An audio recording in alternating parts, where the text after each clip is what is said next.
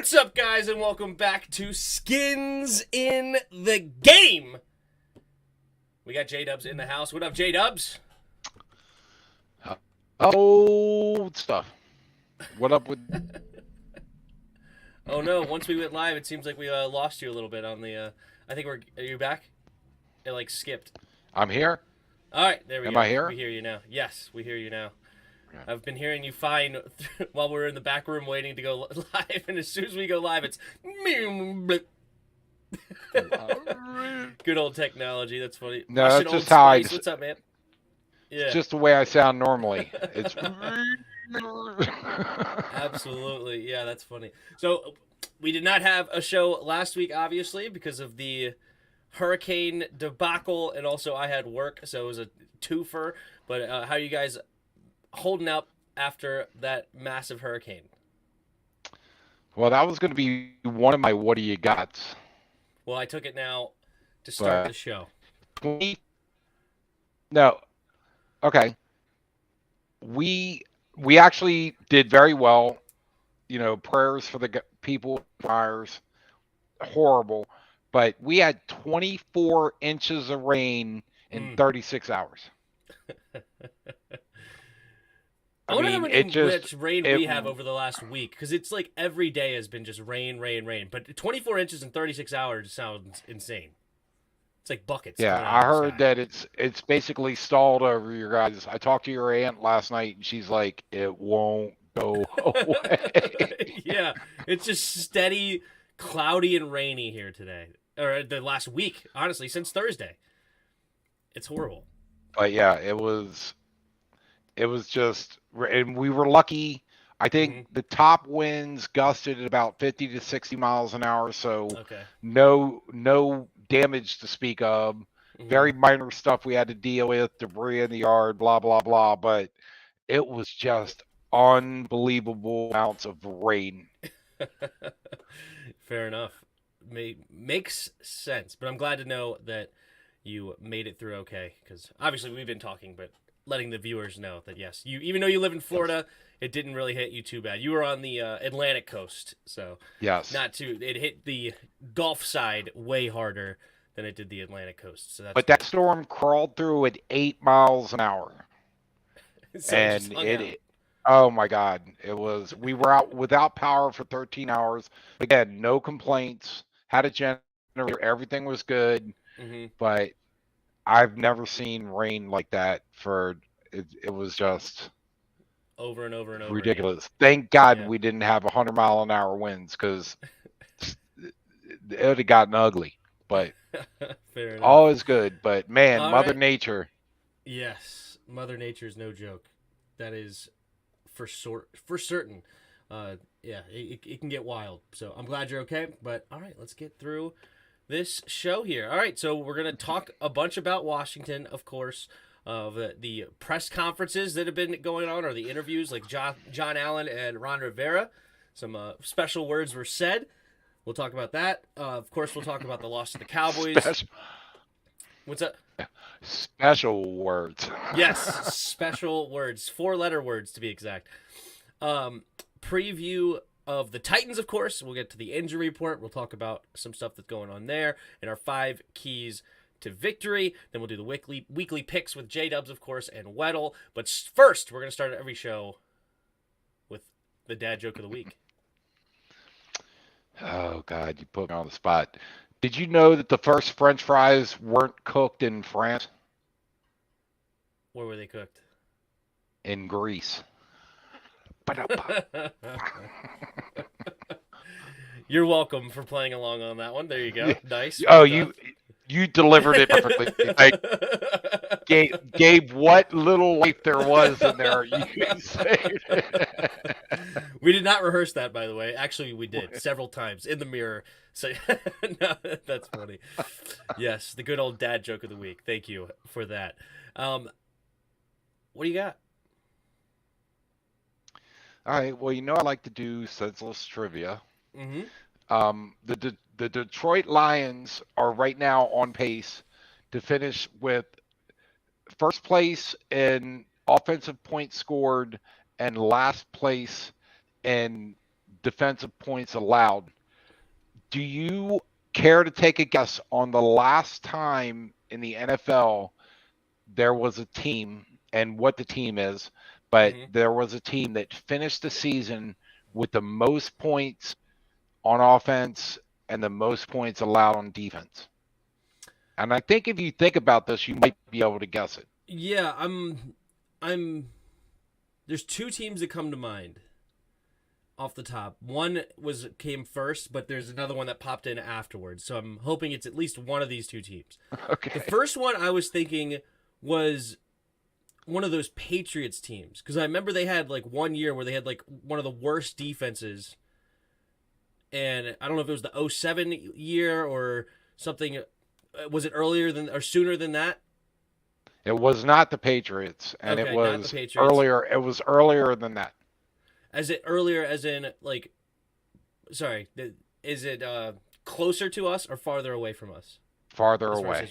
Oh, farther away. Interesting. Okay, so that pretty much eliminates my other team, because I was thinking maybe it was the Saints throughout the 20 teens, because they had some years where Drew Brees was going nuts, but their defense was just horrific. So later than that, that's interesting. So I'll go with, was it the Greatest Show on Turf? You got it. The Rams. Oh, there you go. 99 Rams. 2000. Well, yeah, they said 2000, but yes, that season, they actually finished the season with the most points and the most points allowed. So wow, interesting. It only took you 3 guesses. That's pretty good. But anyway, that's what I got. With a hint that it was later. But okay, I'll take it into 3. You know, By I the didn't way, have 3 it's strikes. earlier. It's earlier. Later would be after. Earlier would be before. But good, and I just want to make sure that we're clarifying. You know, because sometimes it is kind of it's earlier, as in like, oh, not as far back. Like you could also say, you know, like, oh, it's earlier than that. You know, when did you go to college? Oh, in 2011. Oh, no, not that far away. It was earlier than that. Or so I don't. You know, I don't know. Think about it. Could be 2 different think things. about it. And I know you're right, but think about what happened earliest in your lifetime. 100%. No, I see both ways for sure. Yes, and I agree with what you're mine's saying. the right way. Mine's the right way. Yours is the wrong way. Nothing. It was my way. I just wanted to clarify to make sure we're all on the same page. Okay, good. I'm glad we got it. And that's why I just wanted to say it like some earlier. Very simple words. Closer to us or not. Farther away or closer. But you nailed it on your third guess. There we go. Third try. Well. I like it. There we go. Captain Shane doesn't even know. Tim is sharp. Hey, what's up, Captain Shane? This is guy. We actually went on a boat trip today. Shane and Shane. That's S&S is their boat. It's Cam Joy is the name of his boat. We actually went out with Elisa and my grandparents and my cousin and my uncle, of course. So thanks for stopping by, Captain Shane. No work today? No. I asked to take off early anyway just to go on this boat trip, and then it ended up we were slow, so we didn't have work for now. But anyway, thanks for stopping by there, Captain Shane. Thanks for stopping by. But all right, so what do you got? What do you got? Yeah. Okay, remember how like I was bragging about like my sports betting career early on where I was like 72%? Oh my goodness. I have been on an absolute tanker. I don't know what I've been in the last like 30 bets or so. I didn't actually take the record, like take down how many I've gotten right and wrong. But to me, it looks like if out of the last 30 bets, I've probably gotten maybe 10 right. Maybe. So I went from about 70% clip for about 110 bets. Like I was actually doing really, really good for a while there to now just tanking it my last 30 to 40 bets. So yeah. So in the overall numbers, are you ahead or are you behind? I'm still ahead. I'm still quite a bit ahead actually, because at 190 bets I was 126 and 64. So even if I've gotten like 25 out of my last wrong, I'm still probably somewhere in the low 60s or something. But as far as being correct, but it's been rough. As of well, just so you know, those Vegas odds makers know what the hell they're doing. Yeah, well, I'm even betting money lines most of the time, but I can't even get I can't get the Chiefs to beat the Colts. I can't get the Steelers to beat the Jets. You know, I can't get the Steelers to beat the Patriots after they lay an egg the first week. Two of my bets, they're 1-3 right now. I've gotten 2 wrong on Steelers specifically. Well, by the way, it's Kansas crazy. City knocked me out of the suicide poll. I am not happy. Right? Or in baseball, the Rockies for some reason are beating the Dodgers, who have the best record in baseball. I can't even. It's just wild of the nonsense I've been getting lately. But it is what. Or Georgia. This is probably my favorite bet I've made. So Georgia going against Mizzou. Mizzou's not a very good football team. Georgia's number 1 in the nation. I was like, you know what? Give me Georgia minus 30. It's the third quarter, late in the third quarter. They're down by 10. I'm like, dude, I think Georgia's still going to win this game. So I'm like, all right, KP, what's the spread right now in the live betting? Oh, minus 4.5. Give it to me. I think they're going to come back and win. Darn it if they don't win by exactly 4. It's amazing. I think I lost probably $50 just on that Georgia game alone, or $40 or something. I was so confident in Georgia winning that football game, and Georgia loved to screw me up. But anyway, so that's. By the way, I like what career. Bodhisattva just said. What did he say? Rule 1. Yeah, don't take anything I or Dr. Pig says seriously. Rule 2, Jairus will lose his mind. Talking about Captain Shade, I guess, in the chat. Now I get to hear the live chat. Thanks, man. I appreciate it.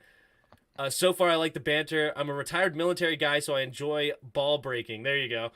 Yes. Oh, you'll fit right in here. Yeah, he's a Giants fan, so they're actually 3-1 right now. I know. So good for you guys. We'll talk about that a little bit. But actually, we're 2 games in the basement right now.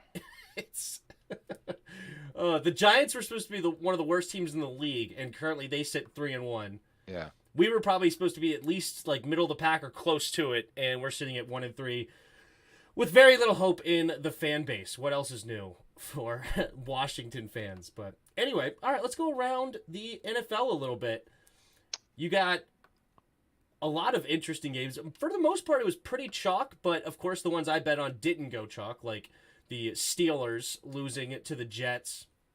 But the Falcons taking down the Browns. The Falcons were supposed to be a team tanking. I think they may have won back-to-back weeks, honestly. So they're looking, not strong, I shouldn't say, but they're looking better than expected. The new coach, Arthur Smith, should be having a good year. Well, by the way, I just want to say real quick that my friend Mike Vrabel, and no, not the coach in the NFL, when I first met them, we were talking. They're from Pennsylvania, and they knew Mount Pleasant, they knew Greensburg, and when I was talking about us going to the family reunion, they knew it. And they were like, my sister lived in Mount Pleasant for 15 years, but we were watching Pittsburgh, and at halftime they dumped Trubisky.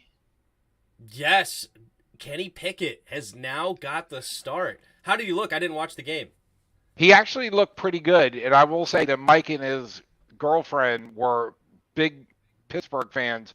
They have been screaming about this for the last 2 games, and I actually said, I think if he doesn't do anything before the end of the first half, they're going to pull in Pickett, and damn if they didn't, and they were thrilled. Because they're like, Trubisky is not the dude. So, not that means anything to us, but it might.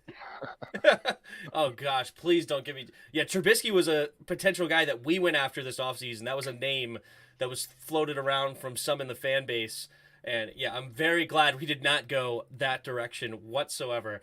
But, yeah, and I'm sure... Because Kenny Pickett is also a local guy to Pittsburgh. He went to the University of Pittsburgh. His dad went to the University of Pittsburgh. His dad was pretty much a legend there at the University of Pitt. So when he became the starting quarterback, that was a lot of fun for that family to go through. But yeah, they've looked pretty darn good. He was looking great his senior year. I haven't watched him play much this season. Well, according to Bodhisattva and Gridiron agrees that Pickett apparently threw 3 picks. I thought it was only 2, because I think they threw 3 picks in the game. I think Mitch had one of those. No, Kenny Pickett did throw 3. Oh, you know what? Did he end the game with a third? When he was trying to... Oh, like a Hail Mary. Hail Marys? He may I don't think they... I really wish they wouldn't count that stat. It's like because it you're was 60. launching It was the ball. literally the last play of the game. He just threw it up, and the last one got intercepted. So he did have an interception that cost them the game, though. That's actually big. He threw a pick intended for Pat Freiermuth that when they were up by 3, they were just trying to survive, and that gave the Jets an opportunity to come back and win. So he threw an interception on his first drive ever. That's unfortunate. So I guess he didn't look great. I don't know. I didn't watch Kenny Pickett play. I thought he was the most NFL-ready quarterback coming into the league this season. But overall, 10 for 13. So literally his 3 incompletions were picks. So he either actually he completed it's either every really single good one. or really bad. He completed every single one of his passes, just not all to his team. Right. Every pass of his was completed. 10 for 13, 120 yards, no touchdowns, 3 interceptions. But he did have 2 rushing touchdowns, so that's interesting. Yeah. By the way, Bodhisattva, you mean what they yards. did to Patrick Ramsey? Hal will just get butchered behind this line. Ramsey was bad, and wasn't Colt Brennan the one that we just beat into submission? Oh, I thought it was Patrick Ramsey that got sacked so many times. He was never the same after. Like, I'm not saying he would have been a great quarterback, but I thought it was Patrick Ramsey. I think they may have been both, because Colt, or maybe not. Maybe you're right. Maybe I'm forgetting. You are older than me, where that you were. You don't have to point that out. Yeah, a lot older than me. I still look better than you, though. Confidence is key there, Dad. Confidence is key. That's funny. Tim, don't forget about how we still own the Rams. Yep, you guys did take down the Rams on that Monday night. I know you said you bet on the Niners, but then you took the over, so you don't get any credit. Yeah, I bet the under on the Chiefs Tampa Bay game, and I was like, okay, because I never liked betting the under, and I was like, you know what, I'm going to switch it up, bet the under, and they score 80-something points. 72 points, but something. Yeah, it's 41-31, which I'm sure was way over the over. What was it, 47? Probably. Oh yeah, it was 47, 48, something like that. 25 points over. Yeah. So then last night I'm like, I believe San Francisco is going to win, and I like to parlay, so I'm thinking they're going to score points. And the Rams got inside the 10-yard line 3 times and couldn't score a touchdown. True. Maddening. But I hate, we think we have a bad O-line. I hate the Rams O-line. I would not bet on the Rams much at all this season, because especially if they're going against some sort of competent defense. Yeah, but they were moving the ball. But they moved the ball. I mean, if they score any one of those touchdowns, changes the complexion of the game, and they get inside the 10-yard line, they can't. And I know we suffer from the same thing. Yeah. I think we move the ball, but we can't finish. Yeah, we'll talk more about that in our game. But yes, that is completely true. Unfortunately, everybody else in the NFC East won a game. Of course, Dallas beat us. Giants beat the Bears 20-12, and the Eagles, who were down 14-0 at one time, come back and win the game 29-21. Trevor Lawrence apparently had 5 turnovers with only 1 interception. He had 4 lost fumbles in the game. Hey, I tell you what, I still stand behind. I think the Jaguars are better than people think. And notwithstanding his 5 turnovers, that I'm not arguing that, but I think that our victory over them amounts to something, because I think they're with Doug Peterson, they're going to be a good team. I believe that. Yeah, no, I think they're 1 year away from really taking off. But I said this, as I said earlier in the season, I said the same thing about the Bengals. I thought the Bengals were 1 year away from being a really good football team, and they ended up in the Super Bowl. So I don't know if that's the same trajectory that they're going to be on, but yeah, they have their quarterback. They went out and signed a bunch of free agents, but 4 fumbles in a game, that's just horrible. So what would Steve Spurrier say? Not too good. 5-11, not very good. Yeah, it's not good for sure. So we only have one undefeated team now in the entire league, which happens to be in our division. Of course, the Philadelphia Eagles are 4-0. And then we only have one defeated team. Actually, they're not completely defeated. They have a tie, but they don't have a win, which is the Houston Texans. I think that's actually, I didn't look it up, but just going off memory, I feel like that's got to be one of the soonest times that we were down to only one team in each of those categories. I feel like the parity. Oh, it's got to be very early. I mean, normally it's upwards of 8-9 games. Mm-hmm. So yeah, to have it out in week 4, that's got to be a record. I'd like to know. We don't have it completely out.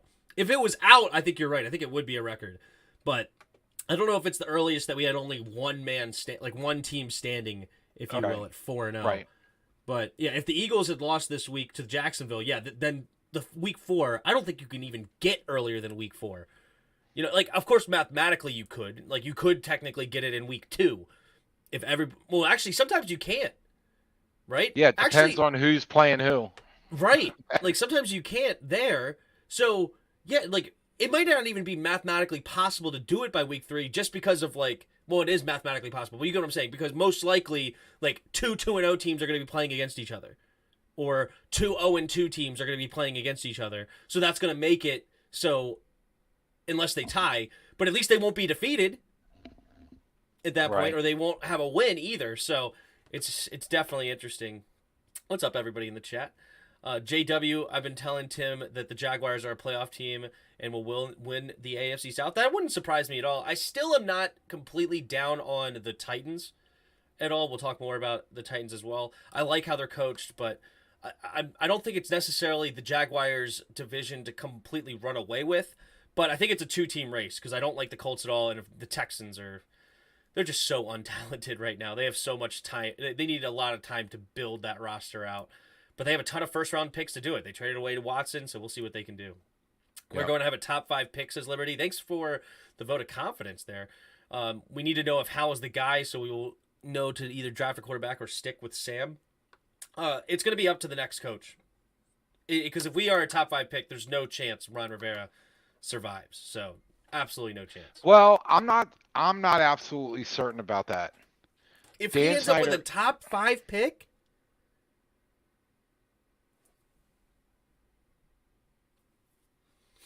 I'm just saying Dan Snyder is on his heels right now. I'm not sure they're going to make that call. Do you think you unfortunately might be right? Do you think his wife is going to make that call? If Dan Snyder was his typical self, then Rivera would be gone. But I'm not sure in the situation at the front office is right now that it's going to be that they're going to make that call this year. So he's got basically immunity in your opinion right now. Like there's almost nothing he can do. Because if you finished as a top 5 pick after finishing 7-9 the last 2 years and you built this team now, like this is your team. You got rid of Sheriff. You got rid of I can go on, I'm sure. But off the top of my head, I'm drawing blanks. But you brought in Will Jackson. You brought in Curtis Samuel. You brought in Carson Wentz. You brought in Charles Leno. You brought in Trey Turner. You brought in Andrew Norwell. Like, this is a lot of your team now. This is year 3. You have quote-unquote quarterback. I'm not arguing like any of that. You have to be fired if you end up with a top 5 pick right now. I mean, you were getting 7 wins against a number 1 schedule, as a first in the division schedule with Taylor Heineke. And now you have Carson Wentz and another year of building the team, and you end up with 4 wins? Yeah, but half your offensive line is hurt. And again, I'm not arguing with you that under normal circumstances, this would be the progression. What is Ron? They gave him a 5-year contract? Correct. So I'm just saying, I agree, under normal circumstances, then he'd be on the hot seat and he's likely on his way out. I don't think necessarily that's going to happen this year because the organization as a whole is on their heels dealing with stuff a lot, in their minds, a lot bigger than the football team. Well, it is a lot bigger than football with the stuff they're dealing with, the allegations and whatnot, and the. Well, I get that, but I'm saying, I mean, I agree with you. It's bigger, but from the fan perspective, we don't give a hoot. True. True. I'm going to say hoot instead of what I was going to say.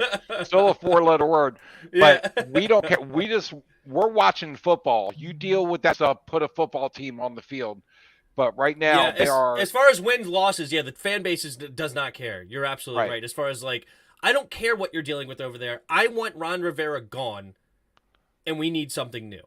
Like, it's just, this is not the direction of the football team that we want to see, is basically what most of them are saying. But last year, everyone had COVID. Yeah, exactly. There will always be some sort of excuses for it.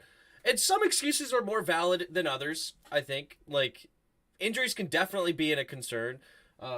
Like, even though, like, the quarterbacks they've brought in have been horrible anyway. Like, it's not like Ryan Fitzpatrick was going to be that much better than Taylor Heineke, a guy who's never made the playoffs in his life. And so it's not like it's going to be all that much better, right? So I don't know. Like, the first year, you definitely have your excuses. Like, you're trying to test out to see if you like Dwayne Haskins. That doesn't work out, so you have to move on. Then it's like Alex Smith's on one leg, and then he's hurt, but he's winning. And then you're like, does he come back? I don't know, this, that, whatever. And then you have to bring in this dude that off the street because you have to cut Dwayne.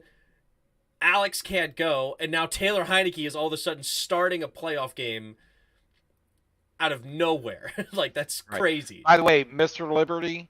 What's up?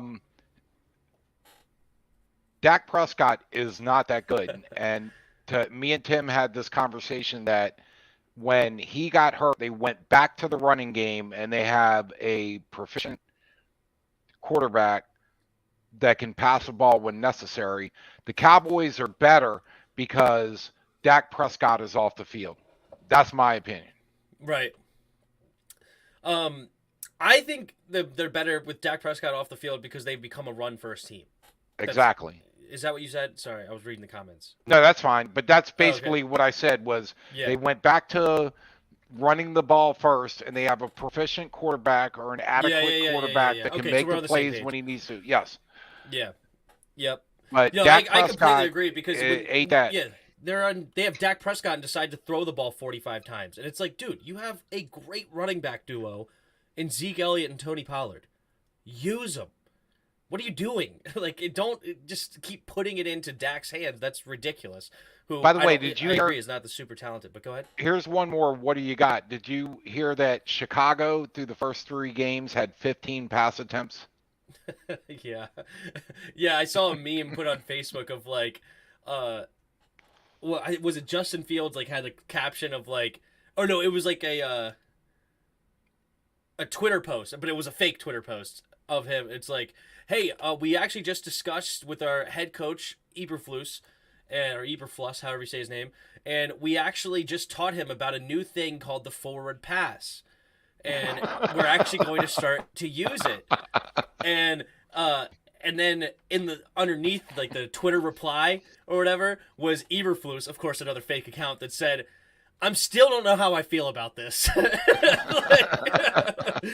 I'm still not sure about this. I don't know. I'm still skeptical about the forward Hey, practice. dude, did you know you could throw the ball? Yeah, exactly. I saw that. This is a good question here by Yuki. And this is something that a lot of fans are talking about now. Do you think that Terry McLaurin should be traded at this point because he's not being used at all? I am completely opposed, and I'm glad you agree, completely opposed to trading Terry McLaurin. If Terry McLaurin continues to not be used, then the coaching staff needs to be fired. That's what needs to happen. Not, you don't get rid of your best players and keep a terrible coaching staff that's not using him. And it's the reverse of what we did in 2012, and then you can go with RG3 and Mike Shanahan. It's like we have a great coaching staff putting our team in the best possible situation. We win 10 games. We go on a 7-game win streak, nearly beat Seattle at home in the playoffs with, of course, injury to RG3, and then we end up slowing down. You have that kind of coaching staff, and our owner picks the player. No! You don't pick the player. You pick the coaching staff. That's actually great. Right now, you have a guy in Terry who's been nothing but a stand-up dude throughout this, right? He's had like 12 different starting quarterbacks since he's been here. He's just been nothing but a high-class individual, taking his lumps, making sure, doing everything he can to win for this team. Like last year, he had to be the league leader in contested catches to get his numbers, right? Because I always want to say Terry McLaurin whenever I say, why does his name escape? Taylor Heinicke. Good night. Every time I say Terry McLaurin first, I can never say Taylor Heinicke's name smoothly after. But anyway, you have Taylor Heinicke throwing the ball, so he can never get a clean pass, basically. So it's frustrating. So no, if we continue to not get the ball, then that means Ron has to go. That's just, it is what it is. But yeah, Bears have 15 passing attempts. How the heck? By the way, can we address the fact that twice in the game against Dallas, Terry McLaurin probably makes a touchdown or has a chance to make a touchdown catch. But the one play in the first quarter, the defender literally jumps in front of him with his arms out like this and blocks his path. And then on fourth down, he grabs his hip and makes him fall down. Yeah. So, all of a sudden, he's just tripping over. You think that's just because he doesn't know how to run? Come on, refs. What are you doing? Like, he clearly. So I'm wondering how many times. I'm wondering how many more times that I haven't been paying attention to Terry and what's going on. How many more times is something like that happening? True. But anyway. I want to get the guy that I want is Ben Johnson from Detroit. Have I talked to you about this yet? No. He's the offensive coordinator for Detroit, and I love what they're doing offensively. I mean, you just talked about how they're leading the league in points scored and yards and all that good stuff. And he's doing it with what I think is subpar talent, right? Right. Deandre Swift, his best running back, arguably his best player, has not been playing the last couple of games because of injury. Amon-Ra St. Brown has missed the last 2 games with injury. He has a subpar quarterback, in my opinion, in Jared Goff. But he controls the line of scrimmage. He understands how to run the ball and how to develop a run scheme, where Jamal Williams, who I think is a terrible running back, like a very below average running back in my opinion, is all of a sudden averaging like 4.5 yards a carry or 5 yards a carry in this offense. He's only 35 years old, so he gives you like Sean McVay vibes, where he's young and innovative and not afraid to be different, I guess, in a sense, kind of like the Nick Sirianni hire for the Eagles, a young offensive coordinator. You think, maybe some people would think, well, the Lions are a bad organization. You don't want to get a coach from them. Look at all the coaches that have left our organization and turned out to be great coaches. Right? Not that I've heard that criticism. It's just something I thought of that maybe I should respond to preemptively. But anyway, I would love to have Ben Johnson as the new coach of the Washington Commanders in 2023. I would love to have some youth. Love to have some youth. That is what happens when a team buys into the system and each other. Yeah, true. But it's more than just buying into the system. It's just having a good system. That, like, to say, for lack of the better words, just like Nick Sirianni said at his press conference, we're going to have smart systems with smart people implementing smart systems with smart people with the systems because they're smart. And that's how we're going to run this football team in a smart way. And it's going to be smart. That's all you need to say. And for some reason, Nick Sirianni does a great job. He can't explain it in a press conference in a very smart way, right? Intelligent way. But he doesn't want to explain it because he doesn't want people to know what he's doing. Yeah, maybe it was doing smart stuff and smart high IQ that he said it in that way. Maybe that's exactly what it is. He is smarter than everybody in the room, that he makes himself sound stupid. So you think he's dumb, and now they're 4-0, the last undefeated team. How about in the Bill league. Belichick? Well, we're just going to move on. We're just going to, yeah, he doesn't say much, for sure. I mean, does he sound intelligent in the press conference? I wouldn't say he does. You know what?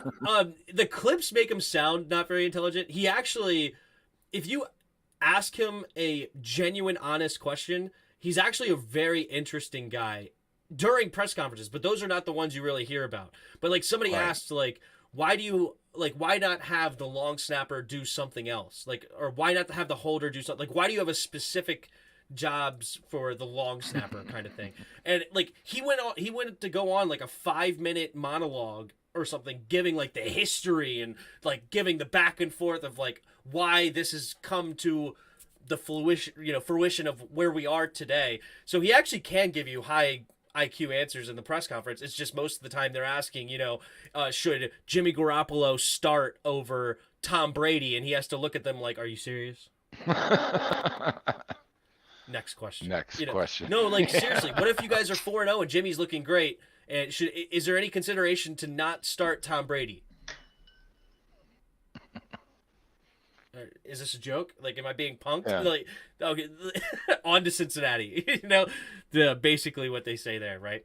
All right. Well, we actually have gone super long, and we have barely gotten into the topics at hand. So, this might be a little bit of a longer show. So let's get going on this. So let's talk about these press conferences. Which one do you want to do first, Ron or Jonathan Allen? Oh, Jonathan Allen's doesn't mean anything. But go with Ron. I want the fans to have the same energy, whatever. Keep that same energy, said Jonathan Allen. Now I'm going to start with John, since you said it doesn't really matter, and we'll get into the other one. I knew I could lead you that way. So Tim, yes, go this way. Nope, it's kind of a weird interview, like questioning, because when usually somebody says keep that same energy, they mean don't hop on the bandwagon when we start winning. But then like the interviewer does a good job of like, wait a minute, is that really what you want to say, or are you actually trying to say, no, get out there and root as hard as you boo, kind of like cheer as hard as you're booing? And he then I think it kind of clicked on what he's saying, and he's like, yeah, that's a great way to put it, let's do that. But I think he was mainly trying to say the normal thing that people say when you are complaining about the situation. It's like, all right, you know what? When we turn this around, keep that same energy and go sit in a corner, and don't come hopping on the bandwagon when we start winning, kind of thing. But that's actually the opposite of what you want to do in a business sense. If I start winning, actually, no, come on, hop on the bandwagon. Everybody's welcome to the bandwagon if we start winning. So I just thought that was Come interesting. on in, we got a seat for you. You're right. We don't have to spend too much time on it, because I love Jonathan Allen. I don't think too much of it. It is what it is. Like, he's been. I love him too. I just think it's, and I know he does like to get booed. I get it. Mm-hmm. So he's saying, hey, the energy you're putting into what you're doing right now, bring that same energy when we're doing good. Exactly. And the fans will. If you start winning, the fans will come. Like, this fan base is definitely been craving a winner for a long time, since Dan Snyder's been here. So yeah, eventually they will come. But some people will never come back until Dan's gone, which is unfortunate. But it's fair, honestly. Why would you want to support that kind of a dude? So it is what it is. All right, let's hop into this Ron Rivera press conference. So he was asked, do you feel there is a sense of urgency? He says, of course there's a sense of urgency. There's always been a sense of urgency. Dumb question. What would Bill Belichick have done?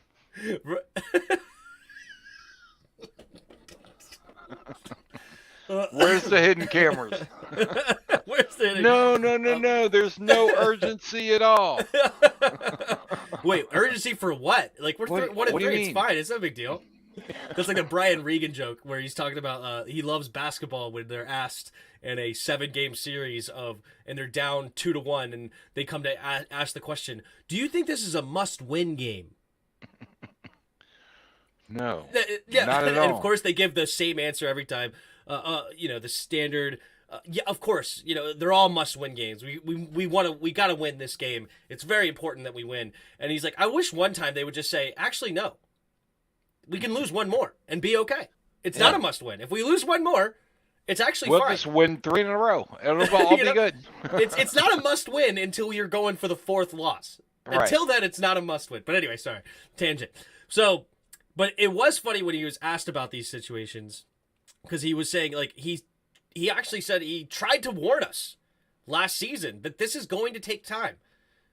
Like, this is not I know, because I remember he said last year, I wish we never won the division, because that kind of gave a sense of... A false sense of success. False sense of... success, there you go, of us figuring out, like, we're actually a great team now. And he tried to give us a warning last year. Then we won 7 games, and it's like, all right, well, let's build. We've won 7 games twice in a row. We're on to year 3. Let's build. Come on, let's do it. So he said that he tried to warn us and everything like that. But then he dropped the F-bomb and a couple of S-words meaning crap on this, where he was like, crap, this organization has won 5 championships. Are you effing kidding me? Like, let's get like we want to get back to it. We understand how important it is, and it's interesting to see Ron drop some f-bombs. Kind of shows. What do you take from that? Because usually he's pretty measured and he doesn't use like foul language in this sense. What do you think of it? I think that shows a fire that I was wondering, and I said this. We've talked about this where he fought and beat cancer, and I was worried that maybe that took the fire out of it. Like now he's thinking, "Hey, I'm alive and I'm doing well. Football doesn't matter." But this press conference where he dropped the F-bomb and showed a little bit of passion, then maybe either he never lost it or he's getting it back. Like, okay, I want to be successful. Now I'm going to show you a little bit of fire, and I like that. Mm-hmm. But I don't want to see what's his name? Jay Gruden. Gruden, thank you. Yeah. On the sideline. I mean, I saw Bill Belichick throw a clipboard and get fined. I saw the Buffalo offensive coordinator in the booth literally lose his mind. I've seen Pete Carroll in Seattle running up and down the field. The oldest guy, I think he's the oldest coach. Yep. I mean, maybe Andy Reid is kind of relaxed, but I think he's that way because he doesn't have to be animated because he's got a great team. Mm-hmm. But you show me one coach, maybe Bill Belichick in his heyday was not a running up and down the field, fired up in a ref's face. I don't see that from Ron Rivera, and I want to see it just a little bit. That's my opinion. Yep. I mean, you're seeing it for Nick Sirianni, the only 4-0 team. Yeah, he's all up and down the sideline. If there's a bad call, he's out there screaming, bull. Yeah. I want this. No way. What are you doing out here? Come on. What is this? Like, yeah, he's definitely showing that fire, showing that passion, showing the youth. Or at least yell at the side judge that has to stand next to you. At least give him the riot act, even though it's not going to change anything, right? Well, actually, getting in the ref's face does change things. They're not supposed to, but they are human beings. So it's actually, standing back, and it sucks too, because I'm a kind of guy that I don't want to. Well, that's not necessarily true. I did get used to yelling ref's face, but it was actually because I was actually genuinely upset. It wasn't a game I was playing in the sense of like, oh, I'm trying to yell at you so that you change your call next time. I'm just genuinely mad that you just called that BS call that I know was wrong. But for the most part, if I can understand where they're coming from, I like to be an understanding guy and not completely jump down somebody's throat when I can see, all right, that was an honest mistake or whatever the case may be. But there is definitely gamesmanship of, even if it was the right call, some players and some coaches will still jump and holler as if it was a completely horrible call. And then it usually does go, not usually, but a lot of times it could go your way the next time. Yeah. Because they want to feel like, oh, it's balanced or whatever, because they kind of get gaslit into thinking they made the wrong call or something like that. And yeah, so it's interesting on that front. But yeah, it's showing some passion on the sidelines is, in my opinion, not a bad thing either. So we agree on that one. Agreed. What are you guys saying about this? Clown talk that you'd never hear from a legit organization. Yeah, I don't know. Bill Belichick is a meme. Well, who says he wishes we never won a division? It is kind of a weird thing to say when you're the head coach of a football team. But I understand where he's coming from. But to say, yeah, I wish we never won the division is definitely weird on that front. This is why Tim needs to be the head coach. Thanks, Yuki. I wish. But the point being is when we won that division, we didn't win it at 11-6. Mm-hmm. Or 11-5. We won it at 7-8 because everybody else sucked around us. Yeah, right. It was 7-8 or 7-9. Sorry, you're right. No, you're good. But so one thing to get 11 wins and say, "Oh, I wish we didn't win that division," but basically what he's saying is everybody else in the division sucks so bad, we were able to win it at 7-9, and I wish that didn't happen. That is hilarious. Fields is dog water. He's a sack machine behind the overpowered OSU line. I doubt he'll ever be anything. I just disagree. I like Justin Fields, but it is what it is. Helen Keller would have made a better coach than the ones we got, says Sancheesy. What's up, bro? That's tough. That is tough. Yeah, there's the great criticism. All right, well, let's hop in to this Cowboys game. What'd you see in this game? What'd you think about it? And we go down. Well, we've lost 3 in a row, losing to the Cowboys again. Yeah, and we had a conversation that night or the next night. I can't remember when we talked. And I watched it in a sports bar where I didn't have the audio because they got 50 TVs and I'm just watching the game. And so at that time, I didn't get the disparity with the penalties. And now having gone back after talking to you, and you're not a homer, you're a realist, but you made a really good point. It's like, had that not happened, it might have made the game interesting. And you go through the couple plays with Mclaurin, you go the roughing the kicker, the 2 interceptions that were called back. And then you'd look back and say Dallas had 3 5-yard penalties for the whole game. Yeah. We had 140 yards in penalties. Don't tell me for a second that, well, we're undisciplined and Dallas is great. No, they didn't have a holding call. They didn't have any substantial calls. Interference. Yeah. Nothing. And every play on a critical down, or every call on a critical down was going against us. Right. Right.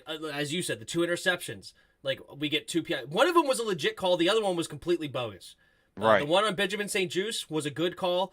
He was way past 5 yards, and he jammed him, and it's illegal contact. Completely fine with that one. The second one on Jamin Davis, he never held the dude. He jammed him at the line and gave him one more shove as they were crossing the 5 yards off the line of scrimmage, and Will Jack gets that interception. That's great defense by Jamin Davis. Which is not a lot. We don't see a lot of great defense by Jamin Davis. Don't throw the penalty on the one time he is doing a tremendous job in coverage, right? But I'll go one. Frustrating. I know, and I'll go one step further. Like I said, the play in the first quarter when Mclaurin is running down the field, and you saw the defender hop forward and put his arms out like this, like, I'm gonna get in your way. The ball is over his head. And it's like, I'm sorry, the ball wasn't there yet. Yeah, he made no play on the football. He just pushed Terry. Yeah. It's at the very least illegal contact. Right. If nothing else, if it's not pass interference, it's illegal contact. And that's what's maddening. It's like, fine. Every penalty the Redskins got, they deserved. Fine. I'll buy that. Whether or not it's true or not, fine. But you can't pick up the flag on the roughing the kicker. You can't not call legal contact on that. You can't call the 4th down play where the guy grabs Terry McLaurin's hip and causes him to fall down. There's multiple plays where it's like, again, I won't argue whether there's any validity in it or not. I won't argue that you shouldn't have called any of the penalties against the Redskins. Fine. They were all good. That's a different discussion. But the things you didn't call on the other side slanted this game. I'm sorry, it did. Yeah, and you mentioned, I said this and I'll say it again. Yeah, this is not to say that if the refs were more balanced that we were definitely going to win that football game. It's very possible that we would have lost this game anyway without the refs. Because and I'll talk about it here in a second, we watched the film yesterday of what we saw, and there was plenty of mistakes that we made that we can clean up and give us a chance to win the game, even with bad calls. But we're not an extremely great football team. We're not extremely disciplined. And then if you throw that on top of it, just a completely imbalancement of the refs, it just makes it not even fun to watch, because it just takes us completely out of the football game. Because we did some good things last week. We stopped the run. Yeah. Which is one of the keys that I had to win this 70 game. yards total? Yeah, rushing. They had like 2.6 yards a carry as a team or something. Like, we shut down the run throughout the game, which was awesome. We needed that big time, right? And we were right there in a lot of plays to stop passes. We did get the 2 interceptions that we were looking for, and they were called back from penalties. Like, the defense played a whole lot better, except for the second drive of the game. They were horrible, and it's because of the play calling. We decided to run cover 4 the entire time, and they were just eating us up across the middle because we just weren't covering the middle of the field, because that's what cover 4 does. And especially with play action, the linebackers get eaten up by the play action. The safeties are dropping back. The safeties and corners are dropping back. There's like a 15-yard gap between the linebackers now and the safeties, and they're just eating us up in the middle, first down after first down after first down. So, that stuff is something that we need to clean up. Let's go on and through all these that we do need to clean up for sure. Blocking was an extremely big issue. Obviously, everybody knows that. But to me, it was more of a communication issue in a lot of ways. But also, Logan Thomas is not right. Logan Thomas should not be playing right now. He's coming off that ACL tear, and he is, in the blocking game, he is a huge liability right now. There was one time, their number 56, I can't remember what was his name, Williams or something, literally tackled our running back with Logan. He took Logan and threw him right into J.D. McKissick, and Logan made that tackle. Basically. It was that bad, right? And he was just getting destroyed, and we also need to not call plays where he's one-on-one with blocking. What blocking? What does blocking mean here in Washington? No, that's funny. But so Logan Thomas, I don't think should be on the field in many ways, because he's not even really being used in the passing game either. Like, what he's doing right now, I feel like John Bates could give us the exact same thing, because Logan is not 100%. Trey Turner, I was giving a big hard time to, and there was one play in particular. He got benched in this game. I will say he should have got benched, but the one play where it looked like he just gave up the sack, do you remember that, where like the guy just ran up the middle? Yep. That was actually a beautiful play by the Cowboys. That is what a defensive coordinator needs to do. What they did is they had 5 guys standing on the line of scrimmage, and our offensive line based their blocking scheme on those 5 guys standing.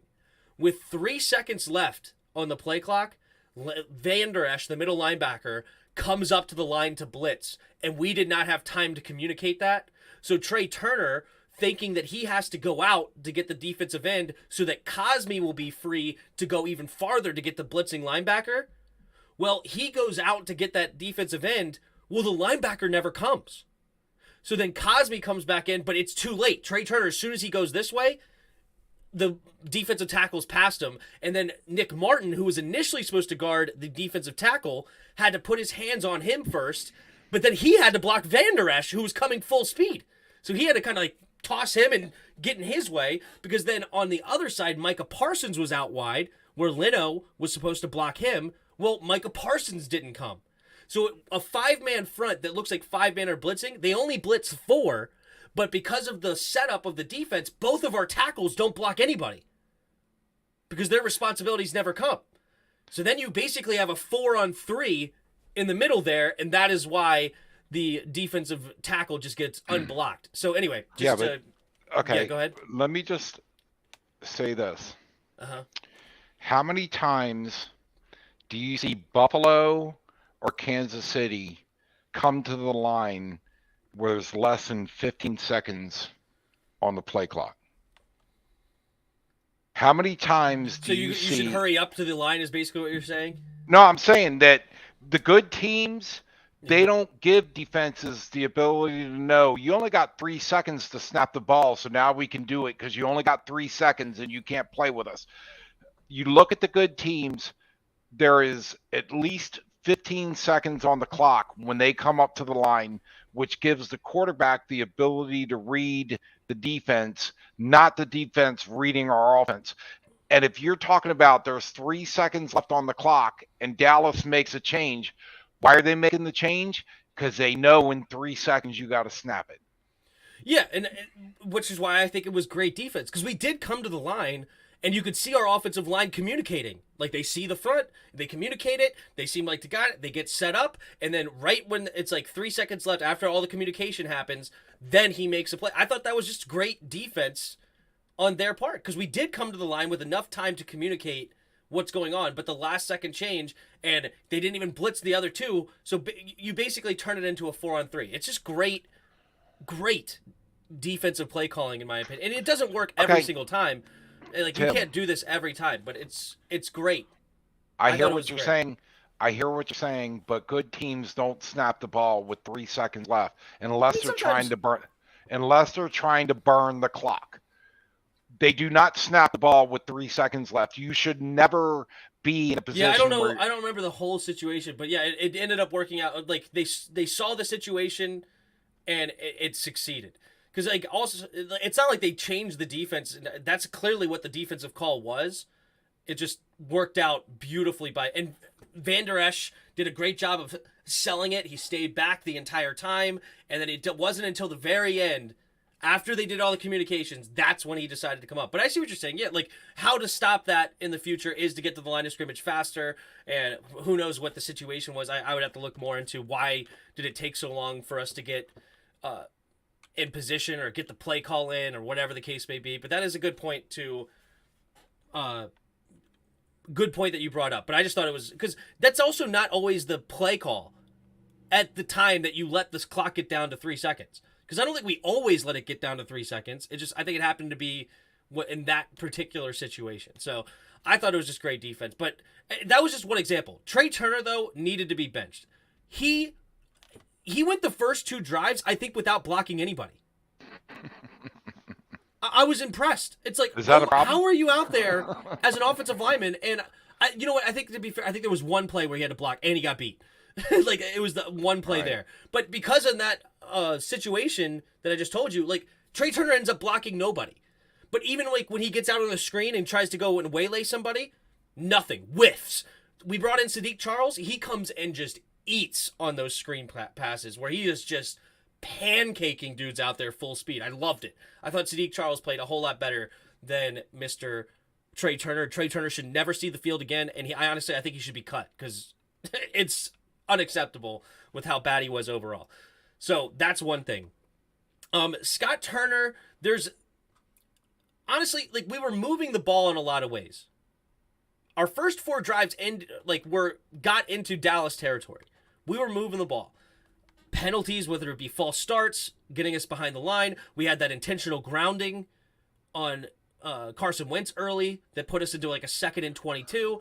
We had, and even on that drive, it should have been a first down, because that was the one that Terry McLaurin had the pass interference. I think in some ways to blame it all on Scott Turner's play calling, I think, was a bit harsh, because there was definitely times where the offense, there was a certain one player that was screwing it all up, or like 2 players that were just screwing the play design up. Like, we had a play action. We were running the ball well at like 5.2 yards a clip. Yep. How are we getting no time on a play action? And it's because Logan Thomas is deciding not to block. Right, there was one time on the play action where he handed off, and I believe it was Terry that was open. Like, Terry ran a beautiful route on Trayvon Diggs. But unfortunately, Logan Thomas blocks right where everybody else is blocking left. And he blocks right and just lets Micah Parsons have a free run at Carson Wentz, and Carson Wentz doesn't have the time to find Terry. Or the other play action, when it was actually a play action boot. Logan Thomas does the most piss poor job at a route that I've ever seen on this play. You're supposed to, as the tight end on the strong side, and you're play actioning it to the backside, you're supposed to actually lay hands on that in-man on the defensive line of scrimmage and push off of him. And then move out to the flat. He just does this and then turns around and ends up running right into John Bates. And he never put a hand on him, so he didn't slow down the defensive line, and then he blocked our guy from getting the block. So he did a double duty on that one. He did a better job blocking John Bates than he ever did against anybody in a white uniform that day. It was horrible for Logan. But there is times that I thought Scott Turner was bad, as why in the world is it ever one-on-one with Logan Thomas in a defensive end? Why is that ever in the game plan? Especially when they have DeMarcus Lawrence and Micah Parsons. Logan is not winning that matchup at any point.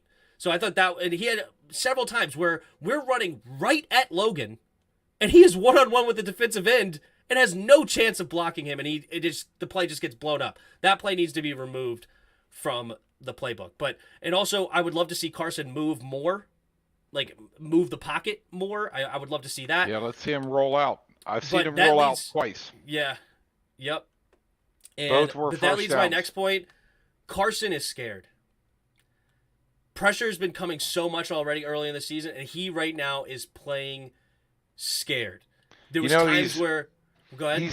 He's been sacked the most in the NFL. Right. It's and bad. Some of them, don't get me wrong, some of them are his fault, but he's 17. Was it 17 sacks? Yep. I think it was coming into this week. He might be more after that, but. Yeah, but go ahead. And also, I don't like Scott Turner much at all. I would love to get rid of him and go bring in Ben Johnson for sure. But I just think obviously he gets I think he gets more hate than he earns, I guess, in these games. Is all my point is. But Carson's scared. There was times where he had a pocket to step into, but I guess he just thinks there's somebody behind him, and he feels like he has to escape, like he has to go run. Or he has to move this way. It's like, no, just step up. Just step up into a pocket. You're good. You're fine. And it's like he is totally scared. Or there was another play where he was reading the right side of the field. It was a slant with Terry and an out by J.D. McKissic, right? And if he would have, those were both were covered. It wasn't a great play to look that way, but those were covered. If he just, okay, those aren't open, looks left, he has time to go back to his third read. But right now, his internal clock in that pocket is, I need to get rid of the ball right now. And he ends up throwing a bad pass that's off balance because he pump faked to the slant, and then he's like, shoot, I got to do something, and I just got to get rid of it quickly right now to J.D. McKissic. Carson Wentz is not in a good way right now. And there's parts to just blame on him. I don't think he's reading the defense at a high level. But there's also clearly a point on that. Some people don't get over a knee injury or a leg injury like that. Some people, they're fine. Other people are, man, that didn't feel good when that happened to my knee. So now they get happy feet and they can't plant. Well, I think, to be fair, I think it's more to do with what's going on this season. Because I would agree with you if he didn't have 7 touchdowns in the first 2 games. Clearly, he was more comfortable in the first 2 games where he's able to deliver the football, a beautiful passes, downfield, and he had clearly had more time, and he felt better in the pocket. Well, that's before half our line got hurt. Yes, Chase Rouillet getting hurt is definitely a problem. Now Sam Cosby, our right tackle, potentially could be missing. He underwent surgery on a thumb, so he's probably going to miss at least a week or 2. There's a chance he'll play because a lot of offensive linemen don't need hands. Honestly, it'd probably be best if all of your offensive linemen just wore casts on their hands so they don't hold. It's impossible to hold at that point, but you obviously don't need your hands to catch it. But you do need, if wrist injuries could be a problem because you do need to be able to punch.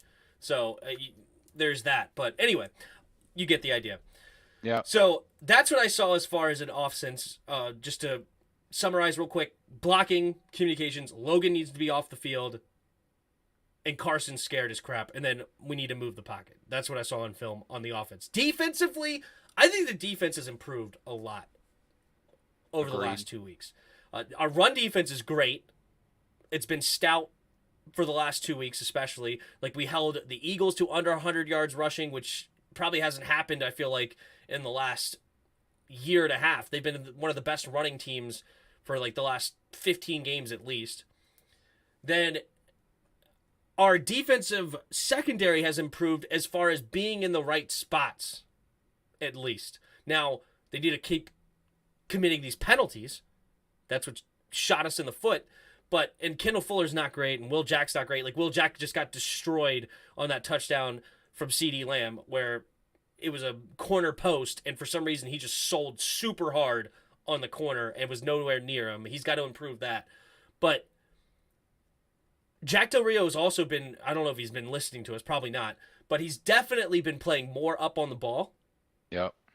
There is times where he's still backing off, but I'm okay with that in the sense of like, because sometimes that's just how the defense throughout the league, people play off the ball, right? And sometimes you call that kind of a defense, but we have definitely made it a focus to put our guys up on the line of scrimmage a whole lot more. So I like that.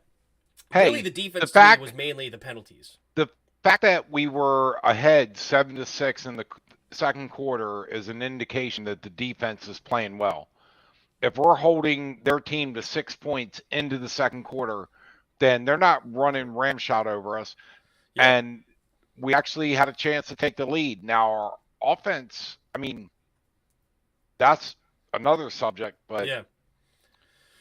Yep. So I thought our defense is definitely improved. The one thing that I didn't like is, and I already mentioned it, is that second drive that we decided to just play continuously 4-man deep, and they just ate us alive. But they ended up scoring a touchdown on that drive, which obviously sucks.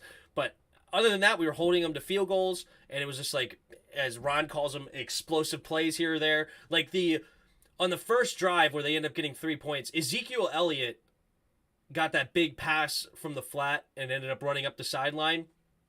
That one was on Cole Holcomb, rather, the linebacker. And he was man-to-man on Ezekiel Elliott, but Zeke stayed in to block. And we didn't get enough pressure on Cooper to get a sack because we actually had good defense on the back end, and Cooper was able to escape the pocket, and that's when he finds Ezekiel Elliott.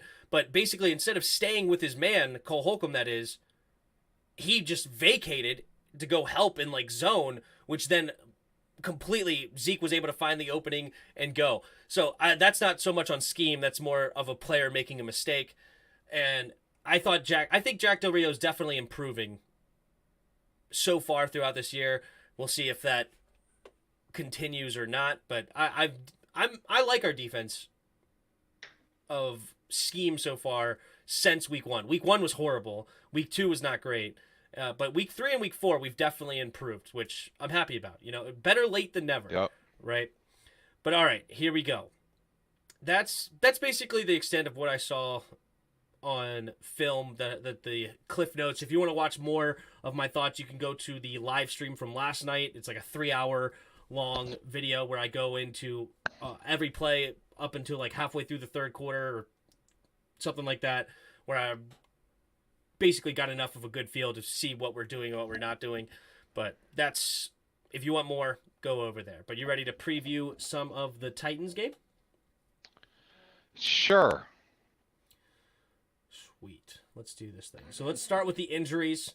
So Sam Cosmi, we mentioned, had the underwent surgery, but we could get Tyler Larson back this week. He's not on the injury report. He was on the IR, so he should be coming back to the team. So he may be our starting center, or maybe he goes into one of the guard spots. We'll see, because Nick Martin didn't do a horrible job at center, the guy we brought in that was a Las Vegas player. Then we have you heard any update on Chase Young? Chase Young most likely will not play, and he is not going to be on the injury report until he is back on the active roster.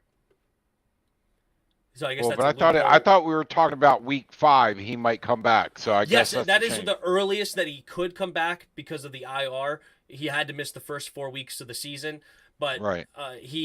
Ron has not said that it seems like he is on pace to start yet. So he looks like Ron, good old Roger Smith was right, that he's been saying this whole offseason that he won't come back until probably week 8 or 9. We're not there yet, but we're definitely getting closer. Can I make one request? Stop showing him on the freaking sidelines like that matters. I told you before, when he's holding his hair back to spit or he's doing, it's like, look. Why is he on camera? He's not playing. I know. They keep showing Chase Young standing over there like, who cares? When you're back, I care. But up until that point, stop showing him on. Chase won't make a difference. We'll talk more about that when we know he's going to come back. But for now, it looks like he's not back. But continuing on, Brian Robinson could be back from the being shot. He's been cleared to practice, right? Yeah. Yep. I read that.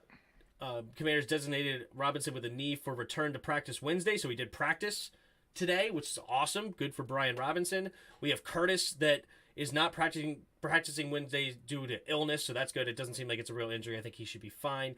Jihad Dodson looks like he's probably going to miss at least a week or two with a pulled hamstring. Apparently, it was on.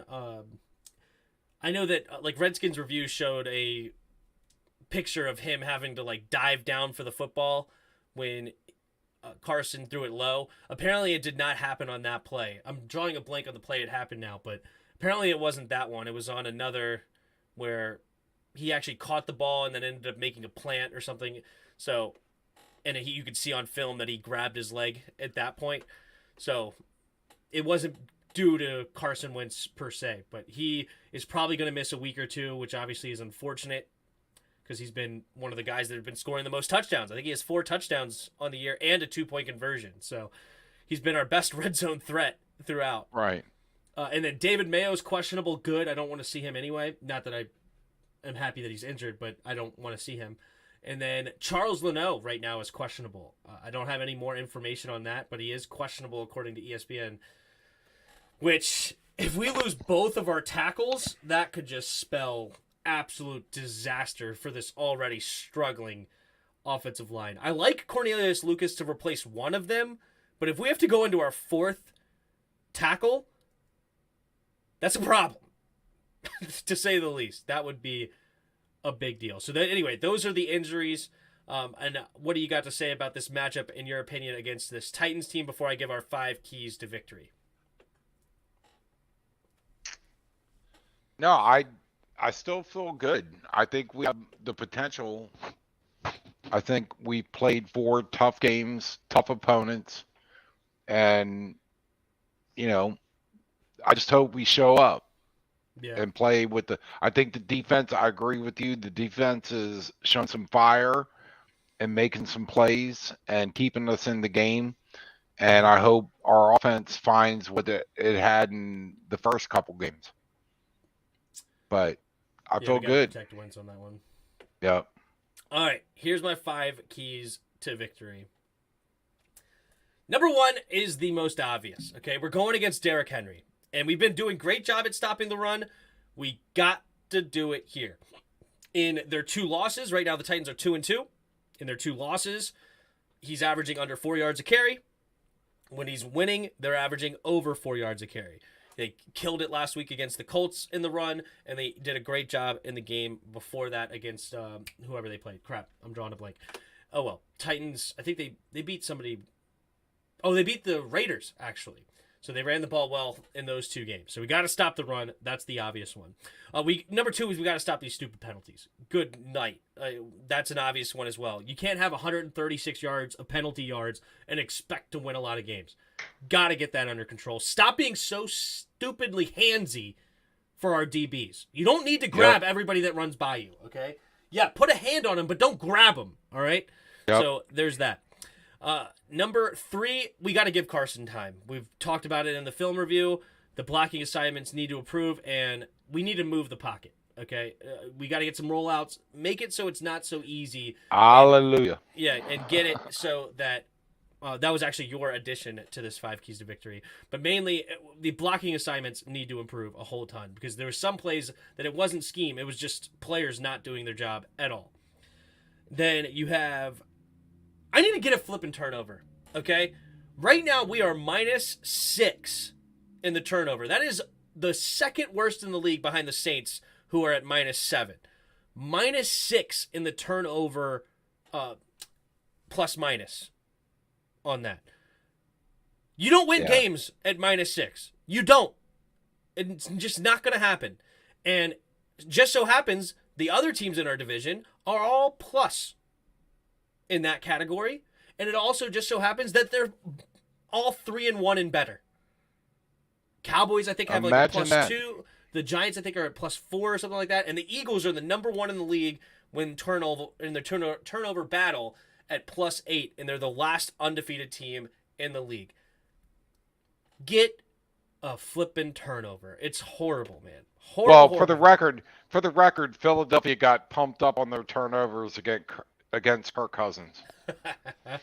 Yeah, I mean, that definitely helps, but it's a big deal. It means if you're +8 at week 4, that means you haven't turned it over very much. Yeah, but I just wanted to throw that out to all Yeah, our you Kirk throw a dig at lovers Kirk. out there. Yeah, throw a dig at Kirk. Let me just throw it up.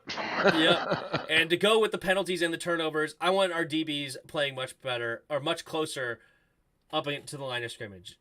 Yep. Limit off the ball, and we need to play press. And I think so many times we actually played great coverage out of the press. Like there was nobody open.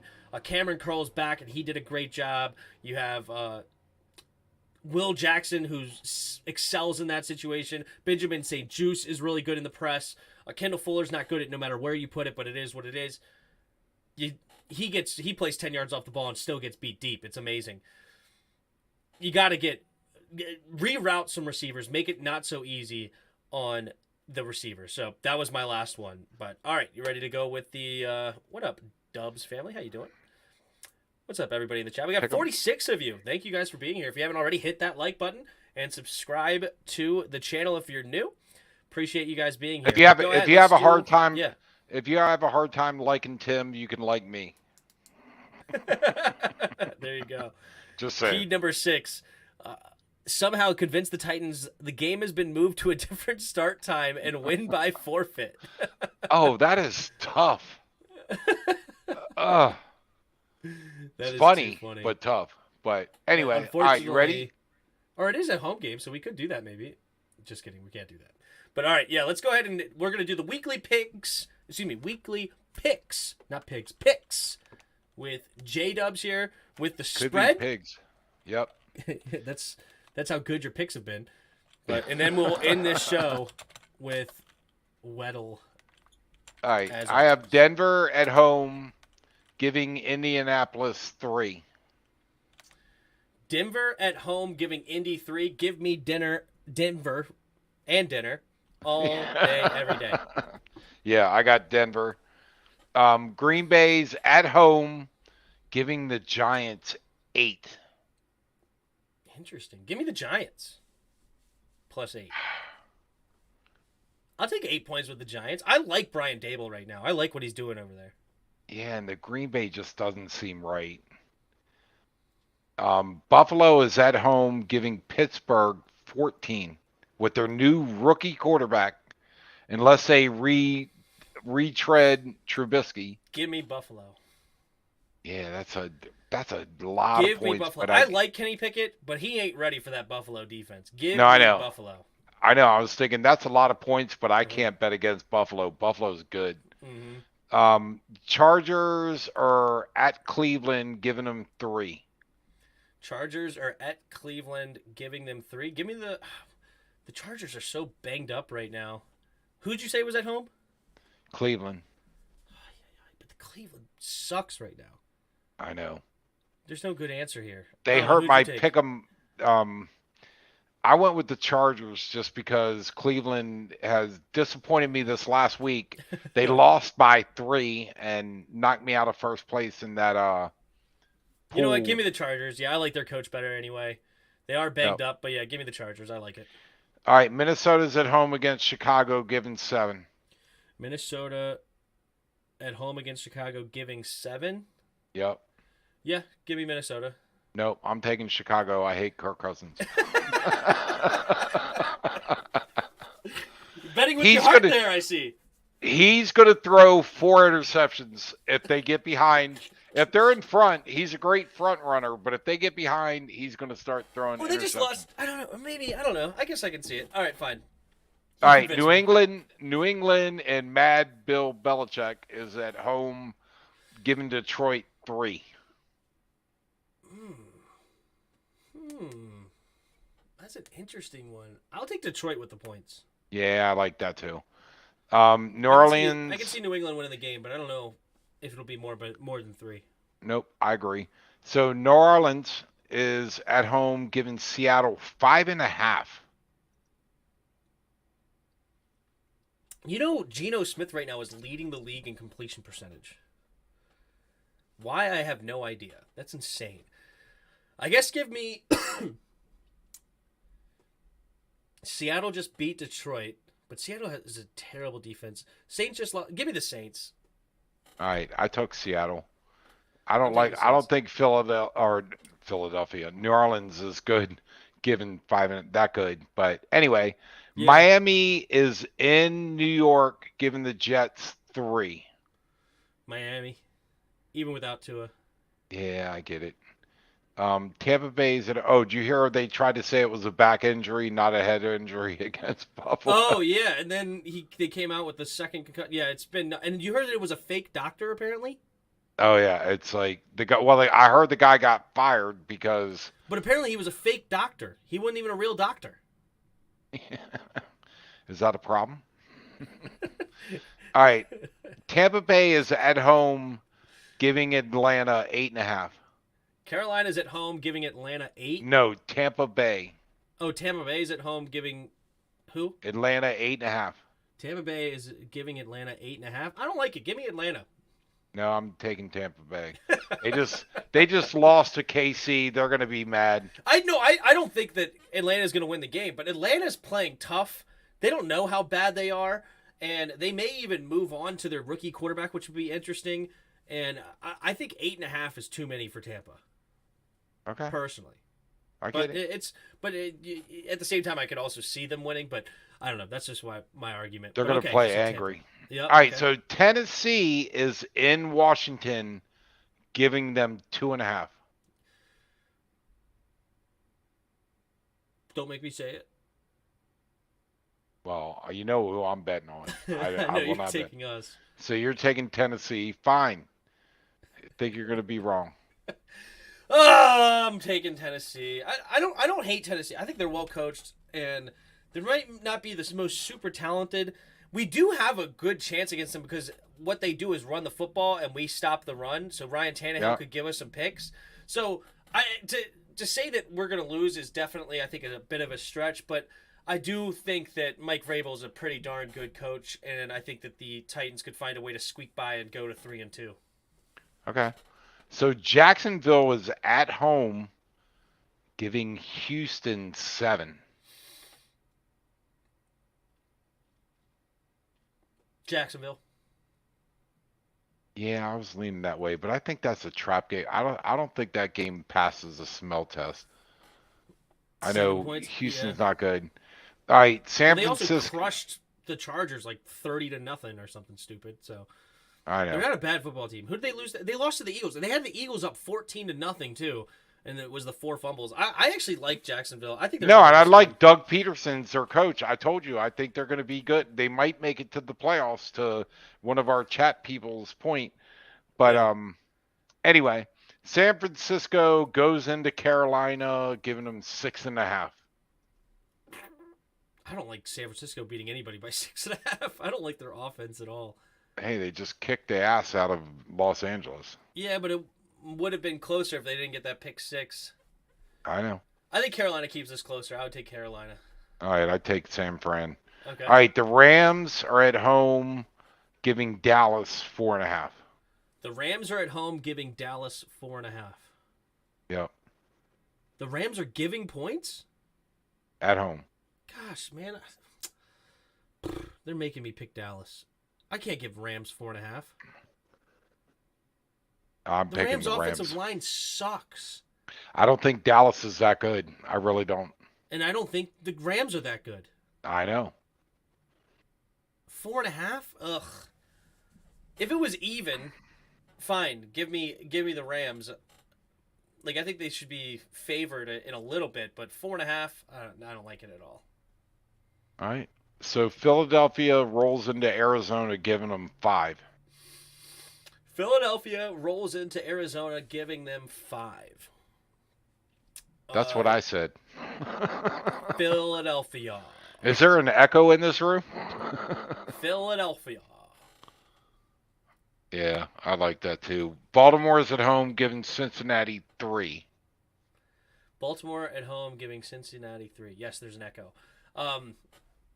Give me Cincinnati. Yeah, I agree with that. I think Harbaugh is losing Baltimore's. That's just my opinion. So Kansas City is at home, giving Vegas 7. Give me the Raiders. No, I'm taking KC. Raiders always play them tough, Dad. They always play them tough. Okay. And they're 1-3. They're hungrier team. Just saying. I'm not saying. I'm just saying. All right. Let's wrap this thing up because I got to roll. All right. Who are we starting with? Joe Flacco. Joe Flacco. What do we got? Nothing. This might be the first time we got a full grade out. That is impressive, Dad. That is very impressive. So we got NFC, not a QB. So that tells you a lot of stuff. 6-6. But under, so I think we're going to get a receiver here in the NFC. Give me Rondell Moore again. We've already had this. This is not going to be the case, but all right. We are in the NFC West. NFC West. Under 4, so it's an even lower number than 4? Is it a kicker? It's got to be an offensive player. I don't think they do kickers on the easy mode. This has got to be... Is this a running back? No, his jersey number is 4? No, it's less than 4. It's either 2 or 3. I meant less than 2 You're right. or 3. Oh, wait a minute. Bang. Cam Akers. Got it. See, I set you up perfectly. Chalk it up. That's booming right there. All right, here we go. Weddle, give me another guy. Anybody guy. Let's try to. All right, how about you take to pick a player? CJ Beathard. Just pick a random. Okay, CJ Beathard. Probably. I'm trying to be creative. You always go to the easy guys, and you're like the one time you're like, oh, you already picked one. All right, so all you got is close to the height, and it's not an offensive player. So we're on defense. Number higher than 3, under 28. Not in the AFC. So we're in the NFC. Defensive player. Let's go with, and it's over 6'2", but close. I'm going to go with Micah Parsons. All right. Gives us not a linebacker. It's a defensive player. We're not in the NFC East. Taller than 6', so it's a 6'4" player. Over 21. Higher than 11. Let's go with, not in the NFC East, though. So... Let's go. It's got to be a lineman, right? Yeah, I think so. I think it's a Dalvin Tomlinson is a pick I thought he was 6'4". Never mind. So not in the NFC North, and it's not a D tackle. Do they have? They have to have D linemen too, right? Like defensive ends. I think that's a part of it. So we're not in the NFC East. We're not in the NFC North. So we're either in the South or the West. Higher than number 94. And it's relatively young, 24 or 25. Okay, interesting. NFC West. How old is I don't think he's that tall. Actually, he's also listed. What about San Francisco? San Francisco. Like Bosa? No, Bosa's not big, is he? That could be an interesting guess. I'll guess it. It's in the NFC West. I like it. Nick Bosa. Boom, Dad! Boom! Out of nowhere! I finally got one. Nick Bosa on 4 guesses. Man, we killed it right there. 3 guesses on the easy one, 4 guesses on the hard. Dang! I'm glad I actually pulled a Valley back out of the mix. I was like, NFC West. Oh, that's San Francisco. Right. Yeah. Tim, can you all make some college football picks? I just don't have that super great of knowledge, and it also depends on the spread. I don't have them, and we're almost at an hour and a half, so unfortunately we talked too much to be able to give you another segment probably, but I know you. Well, you can say I got to roll. I got Kansas winning whoever they're playing. So just for you there, Mr. Mark Kearns. But I appreciate you watching. Thanks to everybody in the chat who's watching. Appreciate all your great comments. You guys always make us chuckle under our breaths as we do the show. Yep.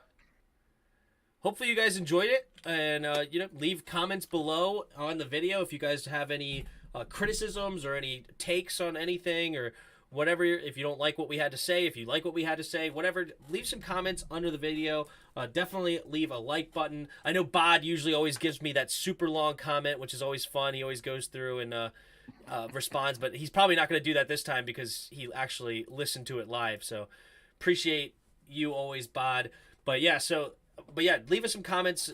Definitely any criticisms or any things that you could think to make the show better.